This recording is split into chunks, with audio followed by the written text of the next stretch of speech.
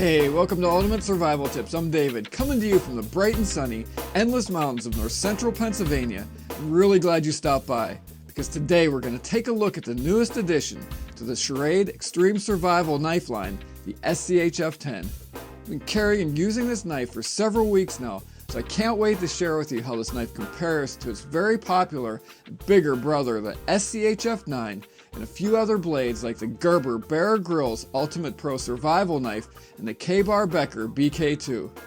Along the way, we'll take this knife up on the mountain and test it out as we chop, cut, slice, and break stuff.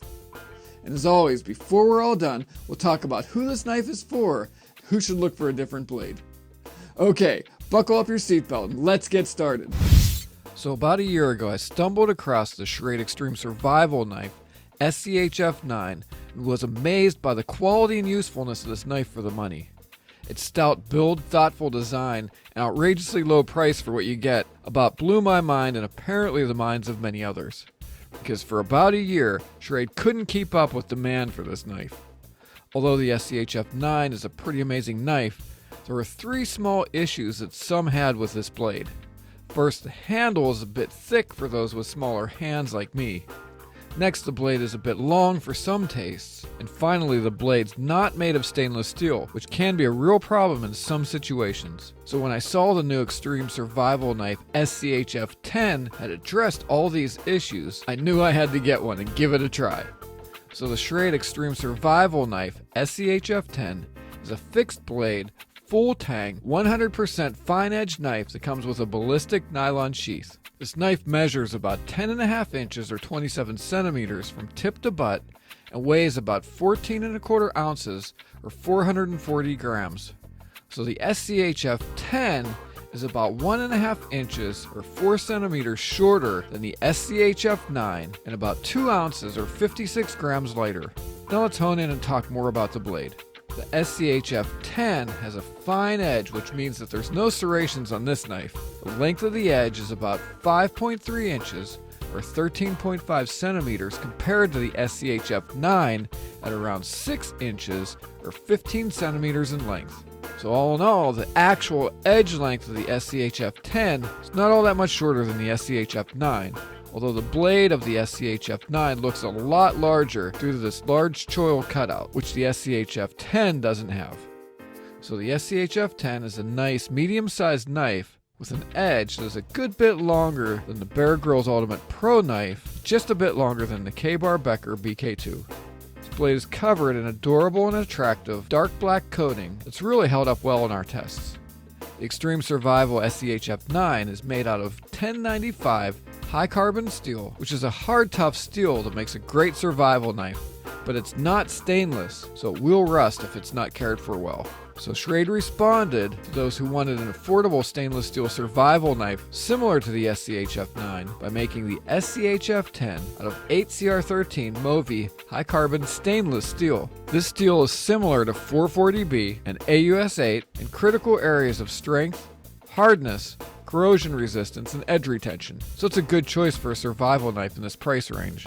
Okay, so there's a lot of steel in this blade. In fact, the thickness of this blade is a solid 1/4 inch or 6.3 millimeters, and it's actually thicker than the steel used in the larger SCHF9. As you can see, like the SCHF9, SCHF10 is a full tang construction, which means the blade still runs the full length of the knife from tip to butt. Full tang is considered by most experts as the toughest, strongest, and most rugged way to build a knife. And this tang is beastly, so I can't even imagine what it would take to snap this blade. Let's talk about the blade design. The Extreme Survival Knife SCHF10 has a drop point blade, which means the spine side of the blade drops to meet the edge side at the point. Drop point blades are a good choice for utility survival knives because they form a strong, useful point suitable for a wide range of tasks. This knife is nearly 1.5 inches or 3.8 centimeters wide from edge to spine at the widest part, which is a bit wider than even the larger SCHF9. Now the edge of this knife is curved for the entire length, with a concave edge toward the handle, which turns to a convex curve as we approach the tip. The concave portion of this blade can give a little more cutting power than a straight blade alone, but makes sharpening with a stone a bit more tricky. Now because of this convex curve towards the tip, we've got a little belly to this knife, which seems to shift the weight and mass of this knife enough to really help with tasks like chopping. So here I am chopping a fairly good-sized tree on the back 40 to heat my home next winter. The knife did really well considering the tree was bursting with sap and a little oversized for this tool, which really means I'd take a hatchet or an axe any day, but you can chop a tree with this knife if it's the only tool you have. Now out of the box, this knife came pretty sharp, and throughout our testing this knife held a nice edge and continued to easily cut, slice, skin, and chop stuff. Now on the spine side of the blade we have this jimping. Jimping is usually a series of notches in the blade steel or handle that helps provide additional grip. Now we have 3 sets of jimping on this handle. There's one set on the back of the blade for your thumb and forefinger, another set on the top of the handle, and an additional set on the bottom side of the handle.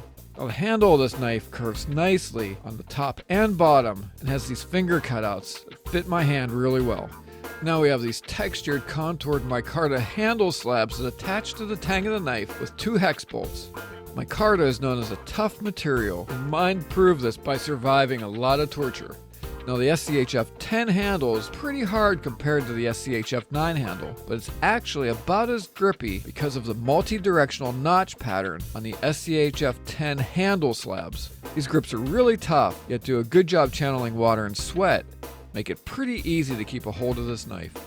One more cool thing about this handle. It can easily be removed and replaced with your own custom creation, or you can take a shot at wrapping the handle in paracord to increase the usefulness of this knife in a survival situation. Now on the butt end of this knife we have a lanyard hole, but no official pommel. However, since the tang is exposed, I found it pretty easy to break and smash things with the butt of this knife.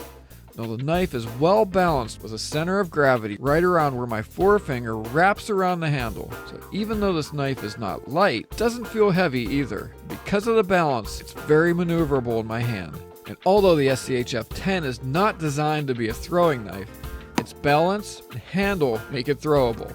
So here I am with this knife and my SOG throwing knives. So as you can see, the SCHF10 is certainly throwable with some practice. Okay, let's talk about the sheath. Now if the SCHF10 is an exceptional knife, the sheath is pretty average by comparison. This sheath is made out of black ballistic nylon with what seems to be pretty good stitching all around. The knife sheath is reinforced and stiff so the knife shouldn't poke through it anytime soon. The sheath is made to receive the knife mainly for right hand belt carry, but the knife can be put in the sheath for left hand carry. It just won't seat the whole way due to the angled lip of the sheath that matches the angle of the grip when it's stored for right hand carry. Now the knife is held in a sheath only with this Velcro closure strap, which is about as good as the strap on the Grylls Ultimate Pro sheath. But you will need to secure the handle with a strap every time you carry this knife or it's going to fall out sooner or later. Then you'll cry, send me an email, and I have to say I told you so. Now this sheath is designed for belt carry only. It doesn't have any MOLLE straps or webbing like the sheath of the SCHF9 does. But you can use this sheath with just about any belt, military or otherwise, up to about 3 inches in width. Okay, now on the front of this sheath, we have a small pouch that can fit some survival gear like a small sharpener, a magnesium block with fire steel, a small multi-tool or pocket knife, maybe a pocket survival guide, and some other small survival essentials. So the sheath is functional, but pretty average, and nothing to really get excited about. Now owners comment on this knife's beastly construction, good looks, and overall usefulness, and the pretty good quality stainless steel that makes this knife suitable for use in any weather or climate. Some knock the sheath, but overlook its shortcomings because of their happiness with the knife, and we agree. We rate the Schrade Extreme Survival Knife at 4.5 out of 5 stars in the sub $50 price range category for its stout, rugged build, ridiculously thick 1/4 inch stainless steel, for how solid and comfortable it is in the hand, its well thought out functional and attractive design, and its overall performance in the field. We take off half a star for its very average nylon sheath because the concave portion of the edge towards the handle is a bit challenging to sharpen with a stone, although this curve does increase the knife's cutting ability in many situations. So who's this knife for? Schrade Extreme Survival Knife SCHF10 is a well thought out, stout, and pretty darn good knife that would make a great gift as well as a capable primary or secondary survival knife. It's a good choice for camping, backpacking, hunting, day trips, bug out bags, emergency kits, bushcraft for just about anyone who wants a ridiculously low-priced, nearly indestructible knife that looks as good on your shelf as it does on your belt. For a larger, equally stout and affordable survival knife, check out my review of the Schrade Extreme Survival Knife SCHF10. If you want more of a survival package and a bit better blade steel, and like Grylls, check out my review of the Grylls Ultimate Pro Knife. For an equally beastie blade that's a bit more pricey, but a perennial favorite among bushcrafters, check out the K-Bar Becker BK2. We've just taken a look at the Schrade Extreme Survival Knife SCHF10. For your convenience, I've included links to all the gear that I've mentioned in the video description on YouTube. So don't forget to subscribe to this channel.